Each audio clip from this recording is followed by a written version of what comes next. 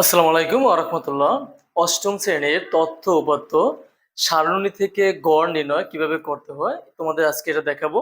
এবং এই ক্লাসটার পরে তোমাদের সারণী থেকে গড় নির্ণয় করা আশা করি কোনো সমস্যা থাকবে না। তো এখানে আমাদের মূলত তথ্য উপাত্তে টপিক হচ্ছে সারণী হতে গড় নির্ণয় করো, গাণিতিক গড় নির্ণয় করো অথবা গড় নির্ণয় করো।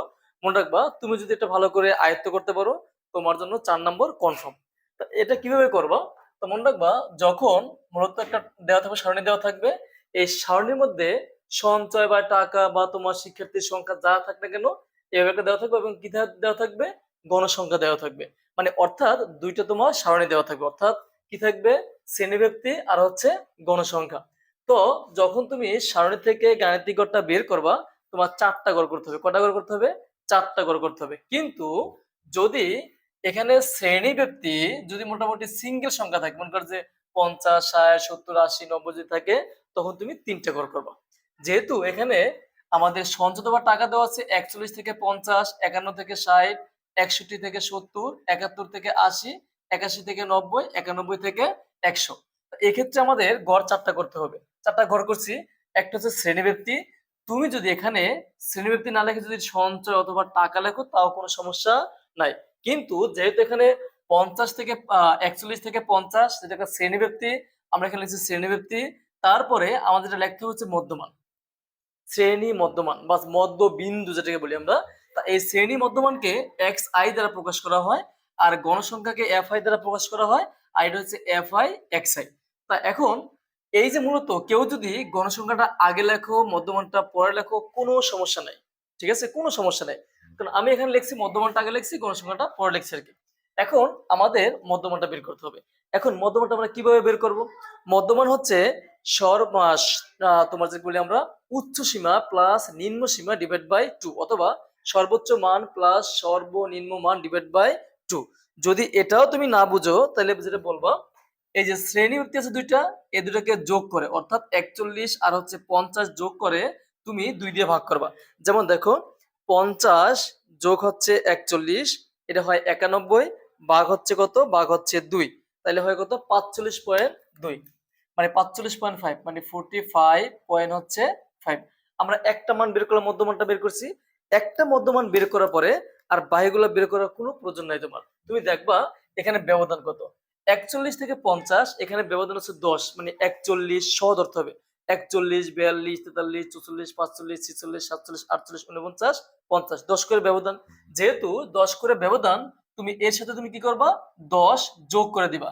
যেটা এটা হচ্ছে 45.5, এটা হচ্ছে 45.5, তাহলে কত হবে, তাহলে 55.5, তারপর কত হবে 65.5, তারপর হচ্ছে 75.5, তারপর হচ্ছে 85.5, তারপর হচ্ছে 95.5। আমরা এখান থেকে মূলত মধ্যমানটাকে আমরা বের করে নিলাম। যে একটা মধ্যমান বের করার পরে আর বের করার প্রয়োজন নাই। তুমি জাস্ট যদি ব্যবধান যদি 5 করে থাকে তুমি 5 করে যোগ করে দিবা, যদি ব্যবধান 7 করে থাকে তুমি 7 করে যোগ করে দিবা, যদি ব্যবধান 10 করে থাকে তুমি 10 করে যোগ করে দিবা। তারপরে এখন যে কাজটা করতে হবে, এফ আই এক্স আই মানে কি, এফ আই আর এক্স আই অর্থাৎ এই গণসংখ্যা আর এই মধ্যমান তোমার গুণাকার আছে না, এটা গুণ করতে হবে, অর্থাৎ এইটা গুণ এইটা। তাহলে আমরা এখান থেকে 45.5 ইন্টু কত, ইন্টু হচ্ছে 6, এটাকে গুণ করলে আসে 273। আমরা এখানে লিখবো 273। তারপরে এখানে 55.5 গুণ 8, তাহলে এখান থেকে 55.5 গুণ হচ্ছে কত, 8, তাহলে আসে 444, 444। তারপরে 65.5, 65.5 ইন্টু কত, ইন্টু হচ্ছে 13, এই যে 13 গুণ করলে হয় 851.5। তারপরে 75.5, তাহলে এখানে হচ্ছে 75.5 ইন্টু হচ্ছে 10, এটা আসে 755। তারপরে এই যে 85.8, 85.8 ইন্টু ইন্টু কত, 8, তাহলে এখানে আসে 684, 684। তারপরে 95.5, 95.5 ইন্টু কত, ইন্টু হচ্ছে 5, এটাকে গুণ করলে আসে 477.5। দেখো আমরা এখানে মোটামুটি এফ আই এক্স এর মানটা বের করে নিলাম, এফ আই এক্স এর মানটা বের করে নিলাম। এখন মূলত আমাদের গণসংখ্যা সমষ্টি লাগবে, অর্থাৎ এন এর মান লাগবে। এন মানে কি, এন হচ্ছে গণসংখ্যার সমষ্টি। এন গণসংখ্যার সমষ্টি মানে কি, আমাদের সবগুলোকে যোগ করতে হবে। যদি যোগ করে দেখো তো ৮ ৬ ১৪, ১৪ আর ১৩ কত হয়? ১৪ ১৩ হচ্ছে ২৭, ২৭ আর ১০ ৩৭, ৩৭ আর কত হয়? ৪৫, ৪৫ আর ৫ কত হয়? ৫০। তাহলে এন হচ্ছে ৫০। অর্থাৎ এই গণসংখ্যার সমষ্টি হচ্ছে কি, সবগুলো গণসংখ্যাকে যোগ করে কত পাইছি? ৫০ পাইছি। এখন দেখো প্রত্যেকটা মান, এটা হচ্ছে শ্রেণীব্যাপ্তি, শ্রেণীব্যাপ্তি, তারপরে কি লিখবো আমাদের মধ্যমান, তারপরে গণসংখ্যা, তারপর হচ্ছে এফআই এক্সআই। কিন্তু শ্রেণীব্যাপ্তি এবং গণসংখ্যা কিন্তু তোমার সরাসরি কি তোমার সারণীতে দেওয়া থাকবে। তোমার অ্যাকচুয়ালি ৪টা ঘর করতে হবে। ৪টা ঘর কোনটা বেশি করতে হবে? একটা হচ্ছে মধ্যমানটা লাগবে, আর একটা হচ্ছে এফআই এক্সআই লাগবে। এখন আমরা যেহেতু আমাদের এখানে এখন এফআই এক্সআই বের করে সবগুলা, এগুলো সব আমাদের যোগ করতে হবে। অর্থাৎ এটা হচ্ছে সামেশন এফআই এক্সআই সমান, আমরা এখন এগুলো সবগুলোকে যোগ করে নিচ্ছি। তাহলে ২৭৩ যোগ কত? ৪৪৪ যোগ হচ্ছে ৮৫১.৫ যোগ হচ্ছে ৭৫৫ যোগ হচ্ছে ৬৮৪ যোগ হচ্ছে ৪৭৭.৫, তাহলে আসে ৩৪৮৫। তাহলে ৩৪৮৫। দেখো আমাদের কিন্তু সামেশন এফআই এক্সআই এবং এন এর মানটা কিন্তু বের হয়ে গেছে আমাদের।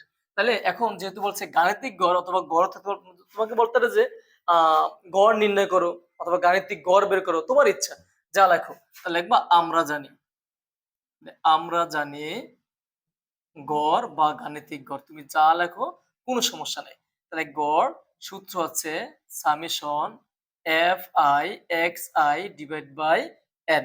এখন summation f i x i ৩৪৮৫, ৩৪৮৫, আর এন হচ্ছে ৫০। এখন যদি ভাগ করি, দেখো ৩৪৮৫ ভাগ হচ্ছে ৫০, এটাকে ভাগ করলে আসে ৬৯.৭, ৬৯.৭। এটা হচ্ছে অ্যান্সার। দেখো একবারে সিম্পল একটা জিনিস, তুমি যদি বুঝতে পারো আশা করি কোনো সমস্যা থাকবে না। আমাদের মূলত সারণী থেকে গাণিতিক গড়টা বের করতে হলে এখানে গড় থাকবে দুইটা, একটা হচ্ছে শ্রেণীব্যাপ্তি, একটা হচ্ছে গণসংখ্যা। যখন তুমি সারণী থেকে গড় নির্ণয় করবা তখন তোমার গড় করতে হবে ৪টা। কয়টা? ৪টা। ৪টার ভিতর থেকে একটা হচ্ছে শ্রেণীব্যাপ্তি, একটা হচ্ছে মধ্যমান, একটা হচ্ছে গণসংখ্যা, আর হচ্ছে এফআই এক্সআই। গণসংখ্যা এবং শ্রেণীব্যাপ্তি সরাসরি দেওয়া থাকবে, তোমার মধ্যমানটা বের করতে হবে। মধ্যমানটা কিভাবে বের করছি? এই দুটাকে যোগ করে ২ দিয়ে ভাগ করা, অর্থাৎ ৫০ আর ৪১ যোগ করলে হয় ৯১, ৯১ ভাগ ২ ভাগ করলে হয় ৪৫.৫। তারপরে যেহেতু একটা মান বের করছি, তারপরে এগুলো মান বের করার কোনো প্রয়োজন নেই। তুমি কি করবা? যত ব্যবধান হবে আর কি, ১০ করে ব্যবধান হলে তুমি কি করবা? এর সাথে তুমি ১০ যোগ করে দিবা, মানে এভাবে তোমার ১০ যোগ করতে করতে নিচের দিকে আসবা। তারপরে গণসংখ্যা তো সরাসরি দেওয়া থাকবে। তারপরে এফআই এক্সআই মানে কি? এই যে এক্সআই আর এফআই এই দুটোকে গুণ করে এখানে মানটা বসাইতে হবে। তো মানগুলো সব বসানোর পরে কি করতে হবে? এগুলোকে সব আমাদের যোগ করতে হবে।